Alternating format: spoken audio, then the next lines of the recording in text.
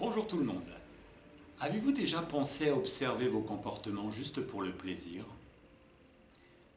Un jour, une dame qui attendait son train dans une gare alla dans une boutique pour prendre un bon livre et acheta en même temps un paquet de biscuits.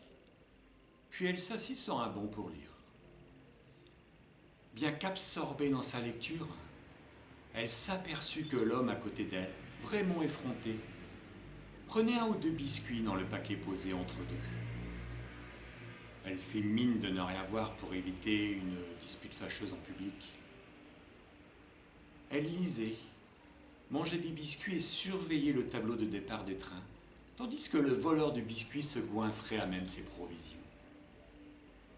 De plus en plus agacée à mesure que le temps passait, elle pensait « Si je n'étais pas si aimable, je le giflerais. » Chaque fois qu'elle prenait un biscuit, l'homme sans gêne se servait. Lorsqu'il n'en resta qu'un seul, elle se demanda comment il réagirait. L'air content, il eut un petit rire nerveux, puis il prit le dernier biscuit, le cassa en deux, lui offrit une moitié et mangea sa part. Lui arrachant des mains, elle se dit « Je n'en reviens pas. Cet homme a du culot et ne pourrait pas être plus impoli. Et en plus, il ne me dit même pas merci. » Elle ne se rappelait pas avoir été aussi exacerbée.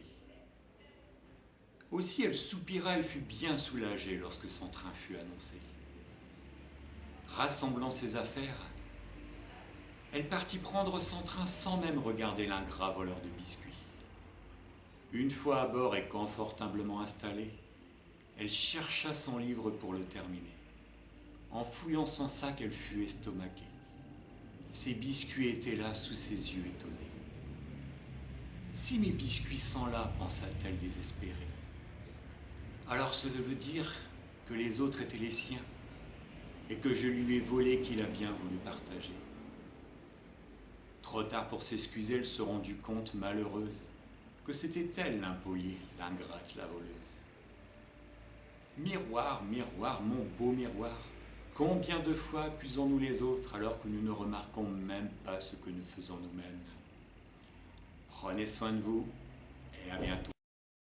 Retrouvez-moi sur mon site consultation-hypnose.fr.